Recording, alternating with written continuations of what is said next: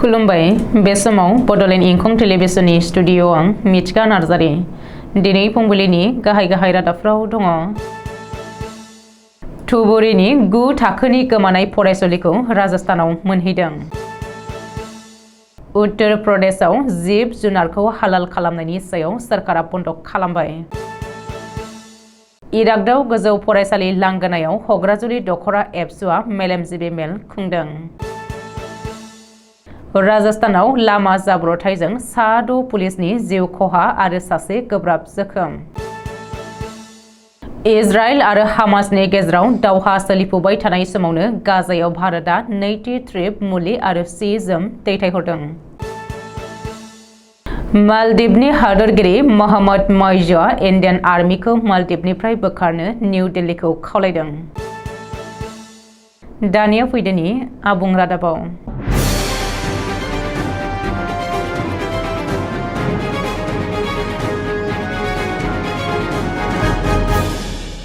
थांनाय 9 नभेम्बर खालि धुबुरी टाउननि 9 थाखोआव फरायफुबाय थानाय सासे फरायसुलिया गोमानायखौ धुबुरी पुलिसआ राजस्थानाव हमनानै मोनहैदों। राजस्थाननि जयपुराव उत्तर प्रदेशनि जेएस जयसवाल मुंनि सासे सुबुङा लांखारदोंमोन। थांनाय 9 नभेम्बर खालि धुबुरी सदर थानायाव नखरनिया गोमानायनि एफआइआर होनायनि उनाव पुलिसआ नायबिजिरनानै सिग्रोमनायाव बिसोरनि सुलुंखौ राजस्थानाव मोनदोंमोन आरो रबिबार खालि राजस्थान पुलिसनि हेफाजाबाव लांखारग्रा जेएस जयसवालखौ हिन्जावसाजों लोगोसे हमनो हायो। पुलिसआ जेएस जयसवालनि हेंथायै पक्स' आयेन बायदियै केसआव साजा होनाय जागोन होननानै मिथिहोदों।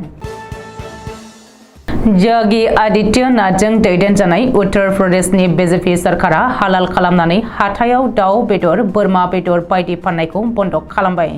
लोगोसेनो मि जुनारफोरखौ हालाल खालामनानै फुड पेकेजिं खालामनानै फाननाय 4 फार्म एबा लाइसेन्स गोनांफोरनि हेंथायैबो एफआइआर होनानै बन्द खालामबाय उत्तर प्रदेश सरकारा। चेन्नाइनि हालाल इन्डिया प्राइभेट लिमिटेड, दिल्लीनि जामियात उलामा इ हिन्द हालाल ट्रास्ट, मुम्बाइनि हालाल काउन्सिल अफ इन्डिया आरो जामियात उलामा महाराष्ट्र हालाल मोननि हेंथायै लखनऊ एफआइआर होदों उत्तर प्रदेश सरकारा। हग्राजुलि दखरा दुलाराय बर' फरायसा आफादा रबिबार खालि बिटिआर गोरोबथानि सिमा बारायनाय, हानि जेंना सुस्रांनाय आरो समाजारि थासारिखौ बिथा खालामनानै दखरानि बेन्दोंआव थानाय इरागदाव गोजौ फरायसालिनि लांगोनायाव मेलेमजिबिफोरनि मेल खुंदों। सानसुमैफोरनि मेलखौ बेखेवनानै होयो सनितपुर जिल्ला एबसुनि सोलोंथाइ नेहाथारि हरिजय बसुमतारिया आरो बे मेलाव गाहाय बुंथिगिरि महरै बाहागो लायो दुलाराय बर' फरायसा आफादनि बुंथिगिरि अबित नार्जारिया।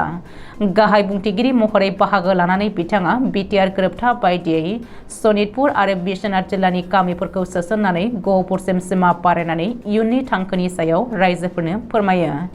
बिटिआर गोरोबथानि 5.3 दफा बायदियै सनितपुर आरो बिश्वनाथ जिल्लानि बर'फोरनो दिनैसिम 8,000 नखरनिबो बांसिन नखरनो हानि फोरमान बिलाइ होनाय आरो आद्रा थाबावनायखौ थाबैनो मावफुंजोबनानै होनो मिरु एबसुनिफ्राय सम सम सरकारजों सावरायबाय थानायनि बाथ्राखौबो गुवारै फोरमायनायजों लोगोसे आथिखाल बर' समाजनि थासारिनि सायावबो गुवारै बिबुंथि लाखियो।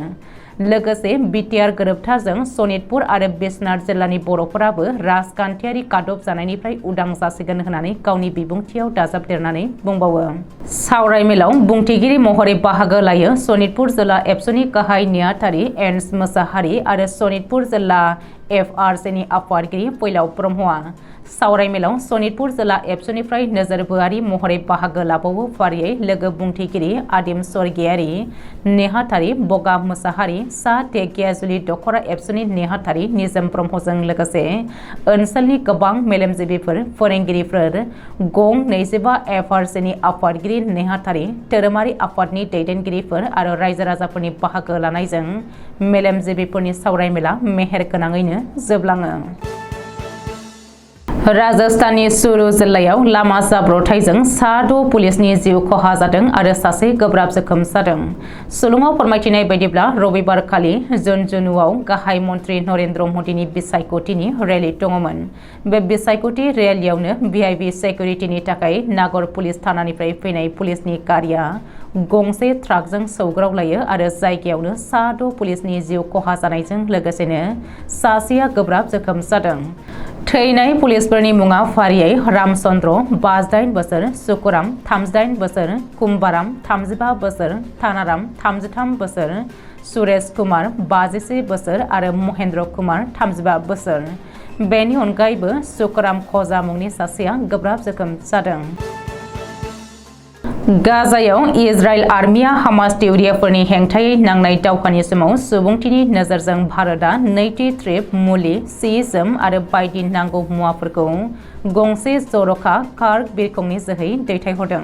रबिबारखालि इजिप्टनि आरिस बिरखं गाथोनाव गासै 32 टन मुवा बेसाद दैथायहरदों। बेनि उनाव राफा सिमा जानानै इजिप्टनिफ्राय गाजासिम लांनाय जागोन होननानै मिथिहोदों। मख'नो गोनांदि बेनि सिगाङाव थांनाय 22 अक्ट'बर खालि गिबि खेब 6.5 टन हेफाजाबनि थाखाय मुवा बेसाद दैथायहरदोंमोन। नोजोर होनो गोनांदि हामास थिउरियाफोरनि गाग्लोबनायाव दासिमाव गासै 1400निबो बांसिन इजराइलिनि जिउ खहा जानांबाय आरो बेनि बदलै खमैबो 11,000निबो बांसिन फिलिस्ताइनिफोरा थैनांबाय। चाइनानि इसाराजों खामानि मावनो लानाय मालदीवनि गोदान हादरगिरि मोहम्मद मइजुआ आथिखालाव भारतनि आर्मिखौ मालदीवनिफ्राय बोखारनो थाखाय गोदान दिल्लीखौ खावलायदों। सनिबारखालि मिरुनि मन्त्रि केरेन रिजिजुजों मोनसे हाबाफारियाव बाहागो लानानै खावलायदों हादरगिरि मोहम्मद मइजुआ। मख'नो गोनांदि आथिखालाव भारत लैथोमानि गेजेराव थानाय मुलुगनि फिसासिन हादर मालदीवआव हादरखौ सुथुरनिफ्राय रैखा खालामनो आर्मि गैया। बेनिखायनो भारतआ नसुं हादर जानायलाय सिगांनिफ्रायनो मालदीवनि रैखाथिनि थाखाय इन्डियान आर्मिखौ मालदीवआव फज'नानै दोनदोंमोन। नाथाय आथिखालाव चाइनानि इसाराजों खामानि मावनो लानाय मालदीवनि हादरगिरि मोहम्मद मइजुआ मालदीवनि रायजो राजानि लुबैनाय होनानै दहाय होफ्लादों आरो इन्डियान आर्मिखौ मालदीवनिफ्राय बोख्लायनो खावलायदों। दिनै फुंबिलिनि रादाबा एसेनोसै। गोजोन्थों।